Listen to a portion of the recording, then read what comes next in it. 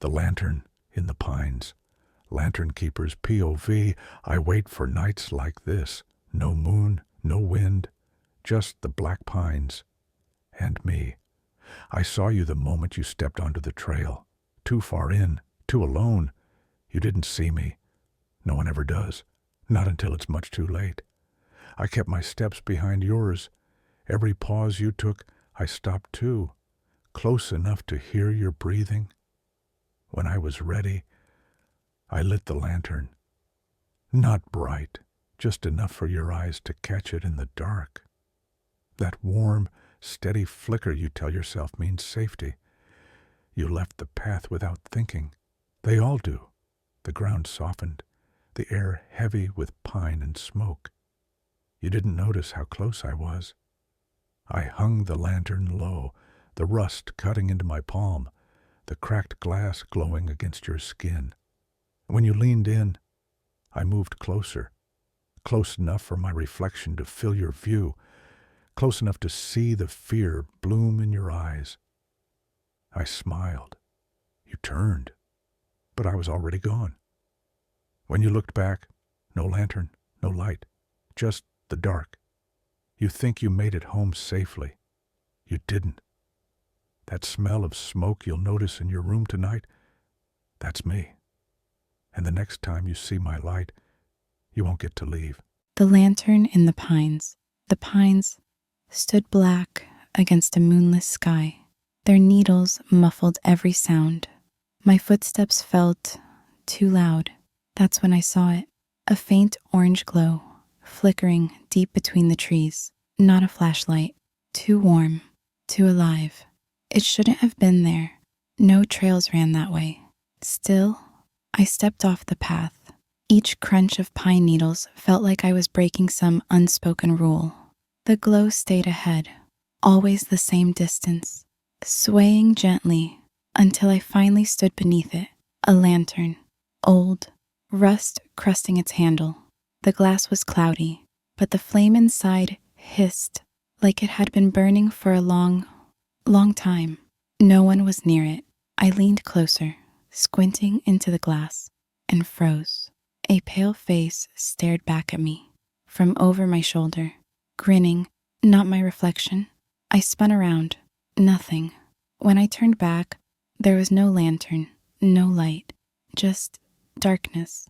I don't remember deciding to leave, only that I was suddenly back on the main trail, moving fast.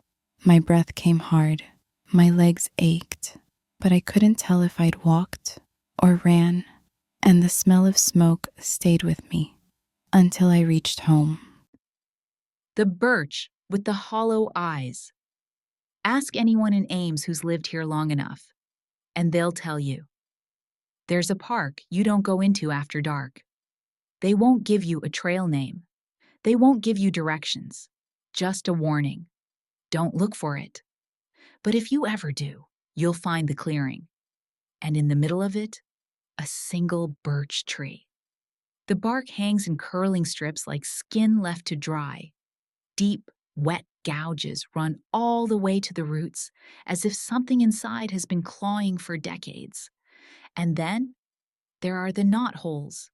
2 of them, perfectly round, perfectly spaced, too perfect to be natural. They don't just watch you, they follow you. I'd heard the stories, how the air turns heavy when you get close, how sometimes you can hear faint knocking from under the ground, how a hiker went missing years ago, and all they found was his backpack, torn, damp, and smelling like the bottom of a well. I told myself I'd only look. But the night I went, the trail was empty and the sky was cloudless. I followed a deer path until the trees thinned and the clearing opened in front of me. The smell hit first, sweet, then sour, then sharp like rusted metal. The birch stood in the center, pale as bone in the moonlight. The knot holes weren't still. Something inside breathed. I stepped closer, though every part of me screamed not to. The cold spilling from those holes was wrong, wet, heavy like air from a sealed crypt. Then something moved inside. The hand that slid out wasn't human. The fingers were too long, the joints bending like broken twigs. The nails were cracked and black at the edges, dragging over my cheek, and I stopped breathing. It wasn't a choice. Every muscle locked, my body turning to stone. My mind screamed to run, but the terror was so absolute it pinned me in place. I couldn't move, couldn't blink. I could only feel the nails trailing down, slow enough for the skin to rise in goosebumps under their touch. Then they gripped my jaw, hard, and the tree leaned with me as I was dragged forward. The knotholes split wider, wood peeling back like skin until I saw the thing inside. A mouth, not carved, grown, lined with jagged splinter white teeth slick with something dark. And above it, eyes, real, wet, and full of hunger.